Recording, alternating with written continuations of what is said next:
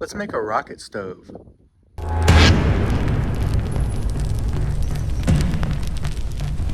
I got these 10-foot sections of box steel. They're 6 inches and they're about a quarter of an inch thick, which are really too thick for what I'm doing. But since I already have them, I said, what the heck, I'll try to make me a rocket stove out of them.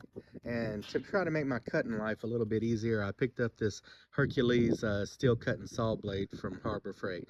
This wasn't cheap, but you know, I think it's probably going to make my life a little bit easier, and it should cut this kind of steel.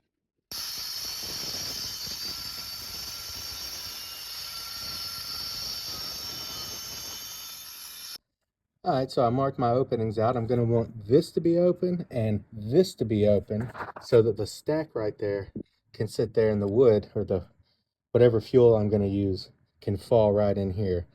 And I'm also going to need it to be open under this, but I'm leaving a lip all the way around because I'm going to put a grate there.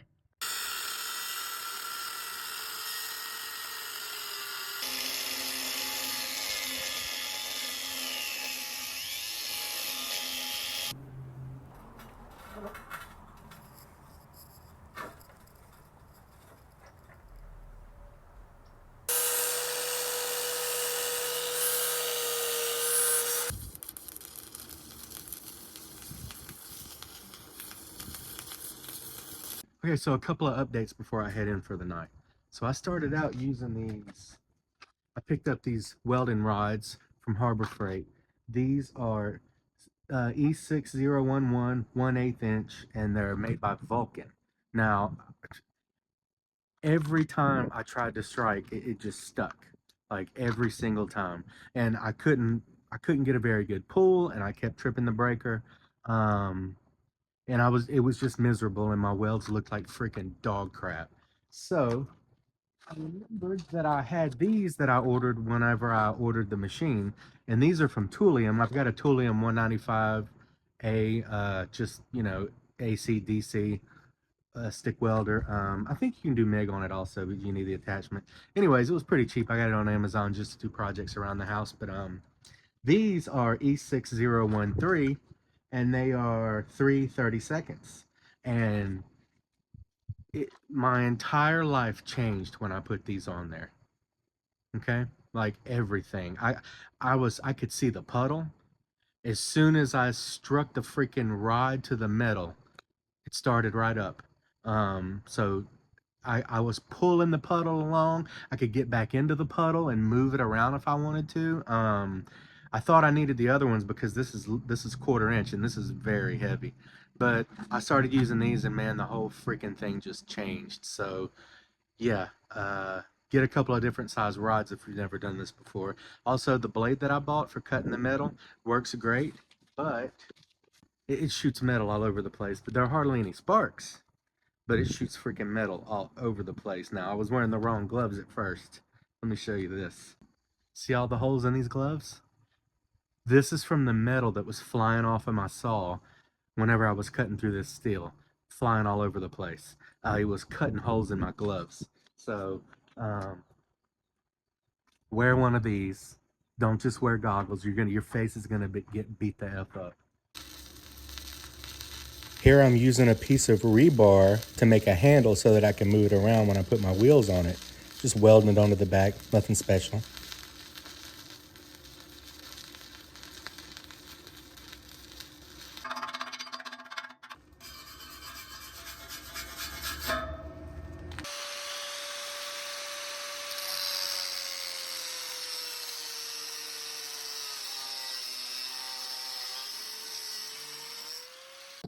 All right, so I'm cutting some pieces of this rebar to go down inside of my pipe at the bottom to be a grate. Well, not at the very bottom, but where the wood's gonna sit. It's freaking floppy freaking glove off. So these are like 5.5, and well, I don't know, it doesn't matter. But anyways, yeah, so I'm just putting it in this little spare piece that I have to make sure it fits. Maybe I'll add one more.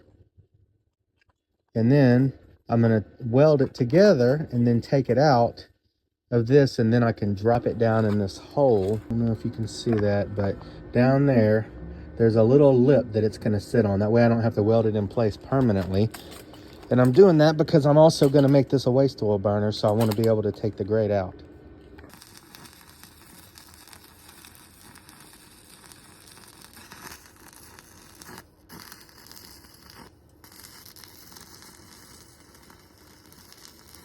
Because of cutting 245s in that angled piece, I actually had to make two of these because I have a larger opening than I would had I only cut 145. So there was another one to the left of that in the front. I caught on fire earlier while I was grinding something. And all I could think to do was stop, drop, and shut them down, open up shop. I bought these bed frames to use as the legs, and they work, but I just ended up not liking it very much. So I found somebody on Marketplace selling this 2-inch tubing.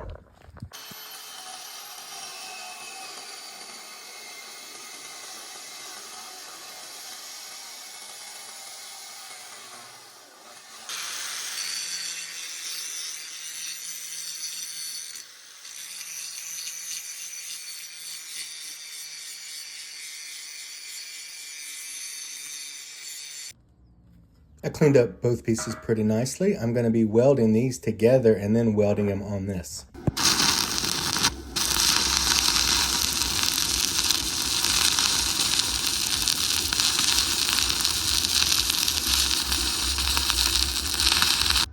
If you don't chip the slag off, you won't know if your weld's going to actually hold or not. Sometimes the weld will come off with the slag, and that's a no-no. If it's a good weld, it shouldn't come off. This also needs to be done if you plan on painting.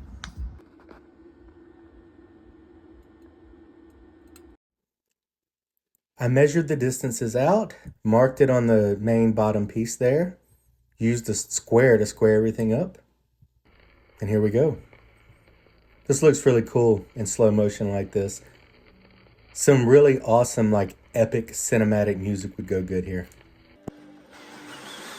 I'm using a step down bit here so that I can run the rods that I bought to mount the wheels to through those pieces of box steel.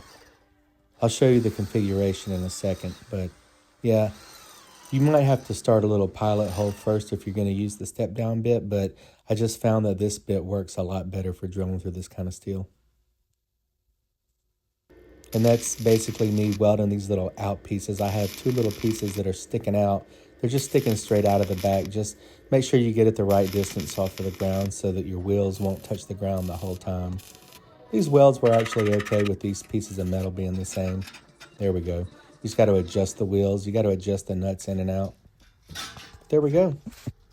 That's just me showing you right there that I can move this thing around now. And that's me doing my little dance, and those are the veins on my forearm. That's where I'm at so far. Everything looks pretty good. It's nice and solid. It's nice and sturdy. It's not going anywhere. Time to build the box for the ashes to fall in. This is just 1/8 inch steel. Just make sure you grind all the connections down before you weld it in place.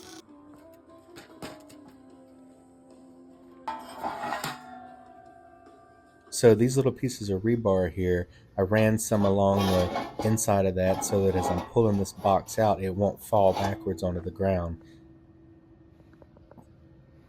And I also welded this little U-hook on there so that I can take the box out without it being front heavy. And these are just the plates that I welded on the openings that I can open and shut them. And these are just some cheap hinges that I picked up. I might have even got these at Walmart. I was afraid that I was going to burn through them, but I didn't. There's me looking like a B-movie serial killer. Yeah, you see? They work pretty good. And I'm going to add some little wooden handles to those in case they get hot. But first I've got this little piece of threaded pipe just put in there, and I set it down, and I use those magnets to hold it in place, and I tack welded through that hole that I drilled in it, and then I spun it around and welded it along the back. And here's me grinding down the wood pieces. This is just a broom that I cut up because and then I'm using the blowtorch here to sort of give it that grainy look. This is just aesthetic. This doesn't actually serve a purpose. I just like the way it looked. So I made 3 for the 3 flappers, and then I made 1 for the box, and then I just sprayed some of this clear coat on them. Here we go. Just ran some bolts out of the back of that. Used a lot of nuts. I added a little lock there so that when I tilt this over to move it around, the box won't actually fall out. The little drawer that I put there won't fall out. So that's what that's for. And then, yeah, I just welded a little bolt. I think it was more of that threaded, that little threaded bolt. It was like 1/8 inch threaded bolt, but just welded that on there and threaded that into that with some of those little silver things. And you can spin the little damper. That's pretty cool. That comes in very handy to have the damper on there, y'all. So I got some high heat auto primer and high heat regular paint as well. I primed it first. I don't know if you need to. I think if I would have ground it all the way down to bare metal, I wouldn't have had to, but I did all the bolts and nuts and washers the same way. I got some heater hose, put it on the handles, and I put it down there on the wheels also. Give my foot something to rest on, but this really helps.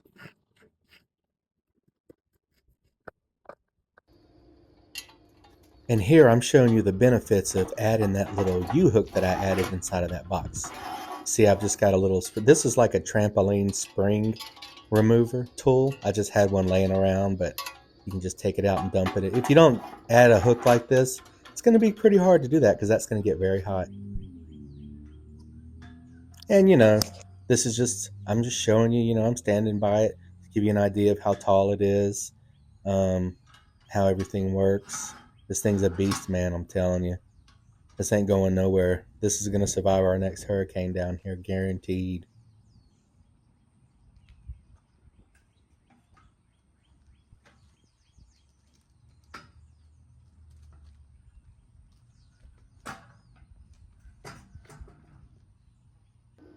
I lost a little bit of my video, but I'll try to explain to you what I did for the top piece. So that little extra piece of that box steel that I had that I was measuring the grade in earlier, I grinded it down and I welded two of these flat plates to it, one on each side. And I grinded down a little bit on the outside so that it would fit around the hinge on the top. And then I just built these little grates and yeah, there you go. And that's just what it looks like standing up. And that's going to slide down inside the top of the tube. There we go. And that's freaking awesome. And as you can see, I bought a welder's apron to wear also so that I don't catch on fire anymore. And I just had to drill a couple of holes in the side of this. And then I set that back on top and then drilled the second hole so that the holes would line up. And then I'm going to take that back off and I'm going to weld nuts. See, I put my bolt and nut through there to hold it tight. Then I weld the nut in place, knock the slag off, take the bolts out. And now when I set that in there, I can put the bolts in just like this, and that'll hold that in place. And no matter what, I can do whatever I want on that, and it won't fall off. And there's me just kind of showing you the inside when I'm putting the bolts in. I'm going to add some nuts on the outside too so that I don't have to take the bolts out all the way. But yeah, this is very sturdy, man.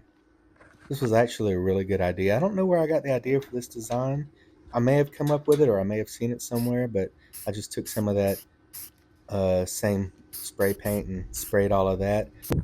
Time for the big reveal. So I am super proud of this thing. My welds kind of look like crap. I mean, they quite literally look like dog crap. The only thing I have to do now is season that grate, but yeah, man, this thing's awesome. I love that little latch right there really comes in handy when I'm moving this around. That U-hook was just an absolute must.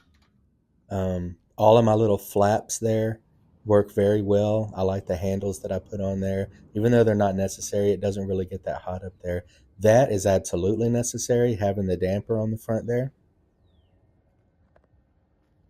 Installing that rubber hose over the handles helps as well with like fatigue on your hands. You just need to lube it up a little bit. So when I'm not using this grate here, I'm just going to take it off and hang it on one of the handles. That way I can close the lid to keep rain from getting in there. And this is me seasoning that grill. I'm about to use this thing. I'm about to fire it up, so I just wanted to season the grate up first. So I just used olive oil and heat basically to season that up. And I'm going to start a little fire down there in the box so that I can get this going. I added some little fire starters that I made in there. They're just face pads with Vaseline on them. And once that lights, it stays lit for you know, about 4 minutes, and those wood chunks light up, and then the flame travels up into the main pipe and catches everything on fire. Boom. Looks like a rocket to me, y'all. Now I do have some wood in that vertical piece right now because I wanted that flame to come up and really season those grates. You don't have to put wood in the vertical piece, but if you want a larger flame, absolutely do that. But there's the wood that's going into the little wood feeder.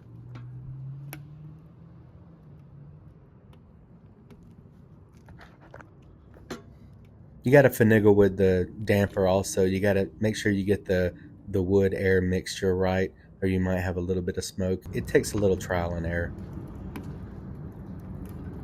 All right, so when you dampen it off, it starts to smoke. So you want to open that back up. And then boom, you've got a flame. Oh my gosh, look at that freaking flame. Okay, well, that's quite literally a rocket stove. 684, 640, let's see, top of this, 417. Check the base where the heat is. Ooh, 787. Huh. Open this up. Let's go in here. 891. So that's pretty good. All right, I got about a gallon of water here. Woo. Let's see how long it takes to boil this bad boy. As soon as I turn this off, I'll start a timer.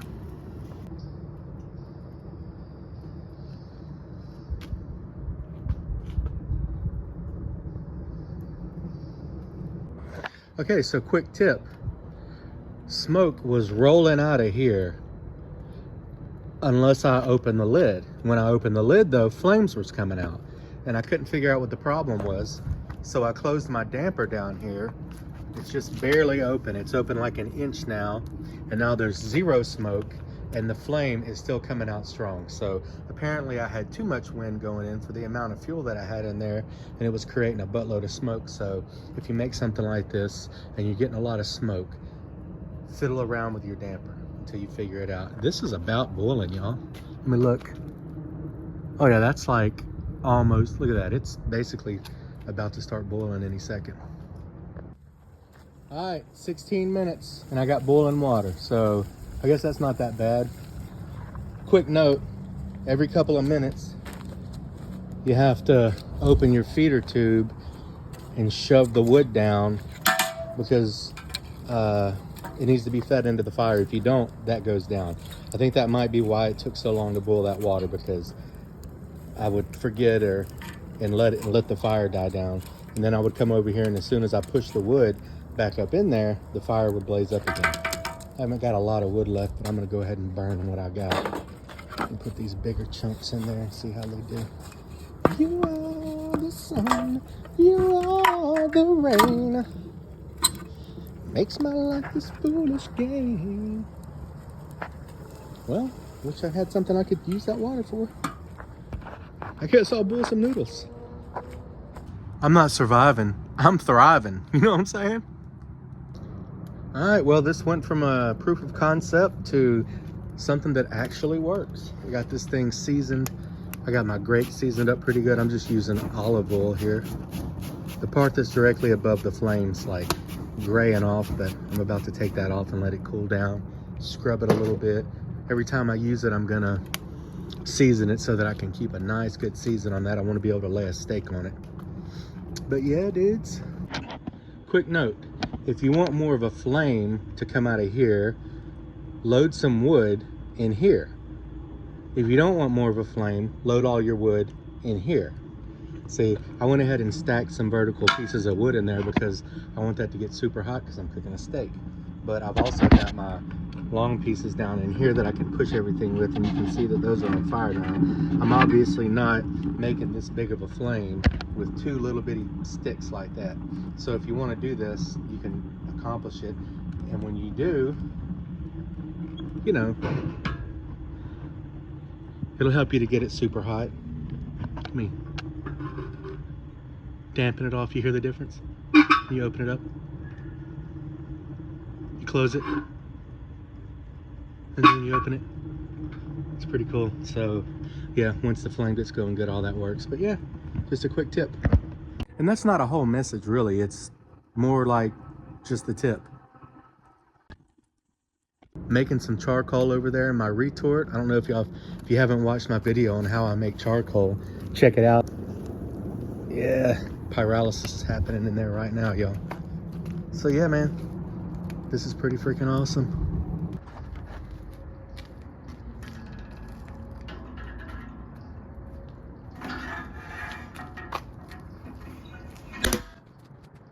And so a couple of final thoughts. In retrospect, I would not have preferred to use such thick steel.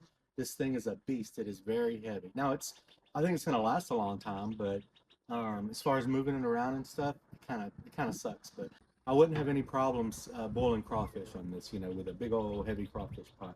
So you know, it's not one of those small flimsy ones that sit on the counter. I mean, this is a beast. Uh, the reason I didn't put wheels at each leg is because I wanted it to be stable and stationary. I didn't want it to be able to be moved because I'm worried about something maybe falling off. But looking back now, I feel like if I can put wheels at all four legs and then just put a couple of locking wheels on there, it'll be fine. And I won't have to worry about that. So I might do that later. Um, I would season the inside of this as much as you can too with your oil when you first start burning it. Just spray your oil on the inside and season the inside of this everywhere you can. Doing this without adding that hook in there, I wouldn't have been able to do that. So that's awesome. The damper, put a damper on because when I was getting too much wind, the firebox where you or the place where you load the fuel was just rolling with smoke. So I closed it down a little bit, and the flame didn't change, but the smoke did, which was weird. I thought my brain tells me the more wind you get, the larger the flame's going to be. The less wind you get, the smaller the flame. But that's not the case. How this works is when you feed wood and the wood starts to burn up on the end, you have to every couple of minutes you have to reach something in there and push the wood back down so that it's directly under the chamber here. So and then the flame gets big again. So that's how you control the size of the flame with this. The smoke was controlled by the damper, so definitely add a damper. The paint held up nicely. I thought it was going to peel off. The only place it peeled off was on this hinge up here. If it's important to you to have everything match, I would say buy black hinges, hinges that are already black. These little wooden handles came in handy. You know, you don't have to worry about anything you touch being hot. Even when I grabbed this, even this metal down here wasn't. I'm guessing this metal is the metal that I've got. These bolts that are on this handle are going to be hot, but I didn't notice it last night when I was using it. But yeah, man, I boiled water in about 16 minutes. I don't know how long it takes to boil it on the stove. I measured this at 800 degrees at one point, coming out right here. And then when the flame was gone, it was at about 550. And then whenever it was completely done and there was nothing but a few coals down here, it was still 450 degrees up here. So that was cool. But yeah, this is a really good project. It's not something that a novice is going to be able to do easily. I have a lot of hours in this because I've never welded before, and my welds look like freaking dog crap. I can't I can't burn the 7018 rods because I don't have a 220 out here, so I was having to do 110 and sort of, you know, that was where a lot of my learning curve came in. I kept tripping the breaker, tripping the breaker, tripping the breaker. Um, when I have some 6013 rods that I use on most of this, and once I realized that to turn the amperage down a little bit and just sort of get going on it, I was trying to use the 1/8 rods at first, and I kept tripping the breaker. I started to get good at the welds, and it's, you know, it just takes practice. And I'm going to stick with it though. I'm going to do some other projects, some other welding projects, but yeah, I highly recommend making something like this. This is going to be great cooking on when all you have is wood to cook with. You can put pellets in this. You can put charcoal in this, which I already make. You can use this for heat if you need to use it for heat. So maybe like sitting out on the porch in the wintertime, this would be great. I plan on retrofitting a propane tank on the top of this and then putting a stack on it and putting some dowels in it. And I'm gonna, that way I can use it for heat, something that I can take on and off as anytime I want to. So I'm gonna do that later. Be watching for that. So yeah, this is just one of my little projects that I've gotten into lately. This this is genius, by the way, y'all. This little, the way that I did this, I mean, come on, that is awesome. You just take these out, that slides right in place. You screw the screws back in, it keeps it from going anywhere. So I can set a pot on this, I can do a block on this, I can just cook a piece of meat on this if I want to. It just really is. But the way that I came up with for actually attaching this though, that that is just that's great. Feel free to steal that design, man, because it's awesome and it freaking works great. Um, but yeah, thank you all for watching. If you like this kind of stuff, I mean, I do all kind of other stuff also. I do comedy and political commentary and sometimes religious stuff and movie reviews. But if you like any of that, my channel's called Just Charlie because it's just me. I mean, it's everything that I do. I'm not really chasing an algorithm. I'm just posting the stuff that I do. And if you like that kind of stuff, you should subscribe and follow along. If you don't, you shouldn't because you'll probably get tired of me. But like I said, thank you all for watching. And remember, if you can't do it yourself, do it with y'all.